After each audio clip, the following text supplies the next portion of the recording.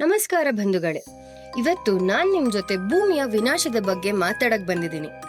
ಏನನ್ಸುತ್ತೆ ನಿಮ್ಗೆ? ಹೇಗಾಗಬಹುದು ನಮ್ಮ ಭೂಮಿಯ ದಿ ಎಂಡ್? ತುಂಬಾ ಜನ ತುಂಬಾ ಸಾಧ್ಯತೆಗಳನ್ನ ಕೊಡಬಹುದು.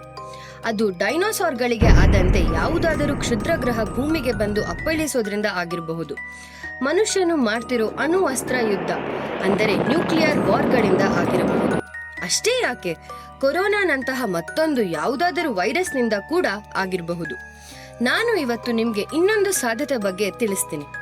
ಅದು ಗಂಡು ಸಂತತಿಯೇ ನಾಶವಾದ್ರೆ? ಹೌದು ಸ್ನೇಹಿತರೆ, ವಿಜ್ಞಾನಿಗಳು ಕೊಟ್ಟಿರುವ ಈ ಸುದ್ದಿ ಪ್ರಪಂಚವನ್ನೇ ನಲುಗಿಸಿದೆ. ವೈ ಕ್ರೋಮೋಸೋಮ್ನ ಅಂತ್ಯ ಆಗ್ಬಿಡತ್ತಾ? ಅಷ್ಟಕ್ಕೂ ಏನಿದು ವೈ ಕ್ರೋಮೋಸೋಮ್? ಇದರ ಬಗ್ಗೆ ತಿಳ್ಕೋಬೇಕು ಅಂದ್ರೆ ಈ ವಿಡಿಯೋನ ಕೊನೆ ತನಕ ನೋಡಿ.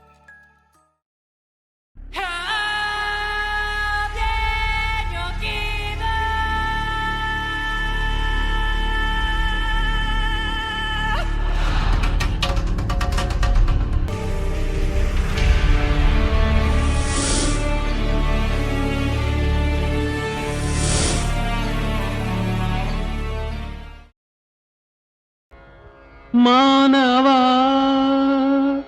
ದೇಹವು ಮೂಳೆ ಮಾಂಸದ ತಡಿಕೆ. ಮಾನವ ಮೂಳೆ ಮಾಂಸದ ತಡಿಕೆ. ಈ ಹಾಡನ್ನಂತೂ ನೀವು ಕೇಳೇ ಇರ್ತೀರ. ಆದ್ರೆ ಮಾನವ ಸೂಕ್ಷ್ಮವಾಗಿ ಯಾವುದರಿಂದ ಸೃಷ್ಟಿಯಾಗಿದ್ದಾನೆ ಅಂತ ನಿಮಗ್ ಗೊತ್ತಾ? ಹೌದು, ಸೆಲ್ಸ್ ಅಂದ್ರೆ ಜೀವಕೋಶ ಮಾನವನ ಅತ್ಯಂತ ಸೂಕ್ಷ್ಮ ರೂಪ. ಕೋಟ್ಯಾಂತರ ಸೆಲ್ಸ್ಗಳಿಂದ ಕೂಡಿ ಮಾನವನ ದೇಹ ಸೃಷ್ಟಿಯಾಗಿದೆ. ಈ ಸೆಲ್ನೊಳಗೆ ತುಂಬಾ ಆರ್ಗನಲ್ಸ್ ಅಂದ್ರೆ ಉಪಘಟಕಗಳಿರ್ತವೆ.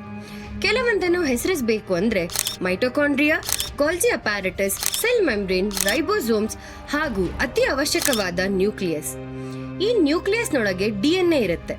ಡಿಎನ್ಎ ಅಂದ್ರೆ ಡಿಆಕ್ಸಿ ರೈಬೋಸ್ ನ್ಯೂಕ್ಲಿಕ್ ಆಸಿಡ್ ಎಂದರ್ಥ. ಇದು ಒಬ್ಬ ಮನುಷ್ಯನ ಜೆನೆಟಿಕ್ ಇನ್ಫಾರ್ಮೇಶನ್ ನ ಹೊಂದಿರುತ್ತೆ.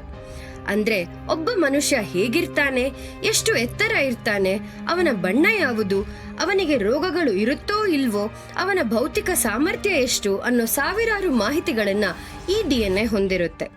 ಉದ್ದವಾಗಿ ತಿರುಗಿಕೊಂಡು ಏಣಿಯಂತಿರುವ ಡಿಎನ್ಎಯ ಭಾಗಗಳನ್ನೇ ಜೀನ್ ಅಂತಾರೆ. ಒಂದೊಂದು ಜೀನ್ ಒಂದೊಂದು ಮಾಹಿತಿಯನ್ನು ಹೊಂದಿರುತ್ತೆ. ಸ್ನೇಹಿತರೆ, ಈ ಡಿಎನ್ಎಗಳು ನ್ಯೂಕ್ಲಿಯಸ್ನೊಳಗೆ ಹಗ್ಗದಂತೆ ನೇಯ್ದುಕೊಂಡು ಈ ರೀತಿಯ ಆಕಾರದಲ್ಲಿರುತ್ತೆ.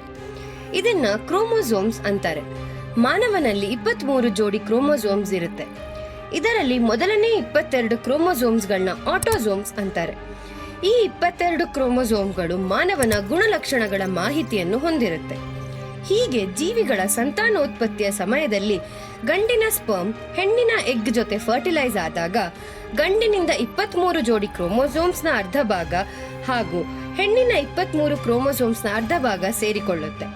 ಹೀಗಾಗಿ ಹುಟ್ಟುವ ಮಗುವಿನಲ್ಲಿ ಅರ್ಧ ತಂದೆಯ ಹಾಗೂ ಅರ್ಧ ತಾಯಿಯ ಜೆನೆಟಿಕ್ ಇನ್ಫಾರ್ಮೇಶನ್ ಇರುತ್ತೆ.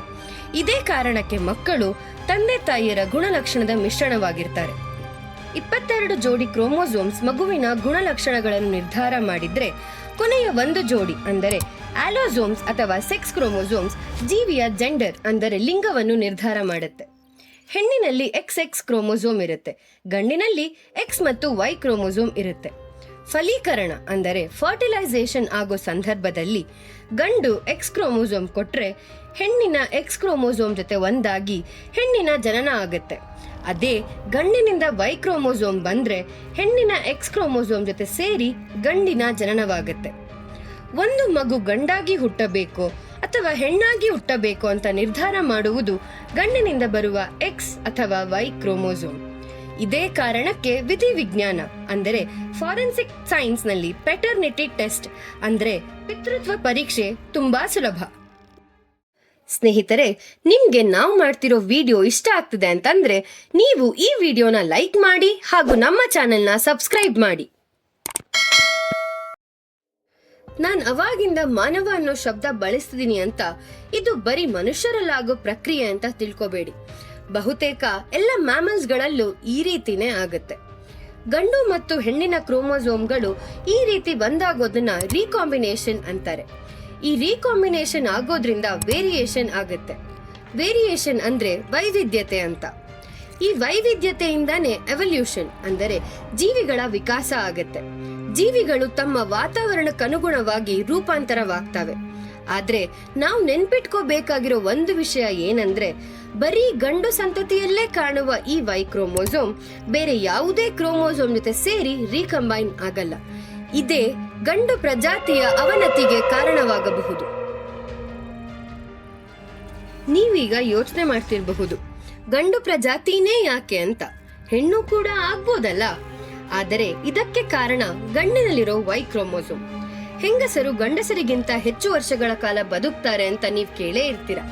ಇದಕ್ಕೆಲ್ಲ ವೈಜ್ಞಾನಿಕ ಕಾರಣ ಅಂದ್ರೆ ಹೆಂಗಸರಲ್ಲಿರುವ XX ಕ್ರೋಮೋಸೋಮ್ಗಳೇ. ಈ XX ಕ್ರೋಮೋಸೋಮ್ಗಳು ಮಾಡಿಕೊಳ್ಳುವ ರೀಕಾಂಬಿನೇಷನ್ ಜೀನ್ಗಳಲ್ಲಿರೋ ನ್ಯೂನತೆಗಳನ್ನ ಮರೆಮಾಚಿ ಶಕ್ತಿಶಾಲಿ ಗುಣಲಕ್ಷಣಗಳನ್ನು ಹೊರಹಾಕುತ್ತೆ.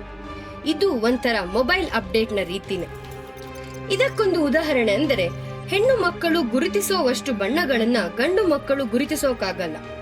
ಇದೆಲ್ಲ ಹೆಣ್ಣು ಪ್ರಜಾತಿಯಲ್ಲಾಗ್ತಿರೋ ಜೆನೆಟಿಕ್ ವೇರಿಯೇಷನ್ ಇಂದಾನೆ. ಆದರೆ ಗಂಡಸರಲ್ಲಿರೋ ವೈ ಕ್ರೋಮೋಸೋಮ್ ತಿಕ್ತಾ ಇದೆ. ಸಸ್ತನಿಗಳ ವಿಕಾಸ ಶುರುವಾದಾಗ X ಮತ್ತು Y ಕ್ರೋಮೋಸೋಮ್ ಒಂದೇ ಗಾತ್ರದಾಗಿತ್ತು. ಕ್ರಮೇಣವಾಗಿ ಇಲ್ಲಿಯವರೆಗೆ ವೈ ಕ್ರೋಮೋಸೋಮ್ಗಳು X ಕ್ರೋಮೋಸೋಮ್ಗಳಿಗಿಂತ 3 ಪಟ್ಟು ಗಾತ್ರದಲ್ಲಿ ಚಿಕ್ಕದಾಗಿದೆ. 1438 ಜೀನ್ಗಳನ್ನು ಹೊಂದಿದ್ದ ವೈ ಕ್ರೋಮೋಸೋಮ್ ಈಗ 1393 ಜೀನ್ಗಳನ್ನ ಕಳೆದುಕೊಂಡಿದೆ. ಬರೀ 3-4% ಜೀನುಗಳಷ್ಟೇ ಇದರಲ್ಲಿ ಉಳಿದಿದೆ. ಹೀಗೆ ಮುಂದುವರೆದ್ರೆ ಈ ಭೂಮಿಯ ಮೇಲೆ ಗಂಡು ಸಂತತಿಯೇ ನಾಶವಾಗಬಹುದು. ಗಂಡು ಪ್ರಜಾತಿನೇ ಇಲ್ಲದಿದ್ರೆ ಎಲ್ಲಿನ ಸಂತಾನೋತ್ಪತ್ತಿ, ಎಲ್ಲಿನ ಎವಲ್ಯೂಷನ್? ಸ್ನೇಹಿತರೆ, ನಿಮ್ಗೇನ್ ಅನ್ಸುತ್ತೆ? ಗಂಡು ಪ್ರಜಾತಿ ನಿಜವಾಗಿಯೂ ಈ ರೀತಿ ಅಂತ್ಯವಾಗಬಹುದಾ? ಇದೇ ಪ್ರಾಣಿ ಪ್ರಪಂಚದ ವಿನಾಶಕ್ಕೆ ಕಾರಣವಾಗಬಹುದಾ? ಅಥವಾ ಅನ್ಯ ಗ್ರಹಕ್ಕೆ ಸಂಚರಿಸುವ ಸಾಮರ್ಥ್ಯ ಇರೋ ಮನುಷ್ಯ ಇದಕ್ಕೂ ಏನಾದರೂ ಪರಿಹಾರ ಹುಡುಕ್ತಾನಾ? ಇದಕ್ಕೆಲ್ಲ ಸಮಯನೇ ಉತ್ತರ ಕೊಡುತ್ತೆ.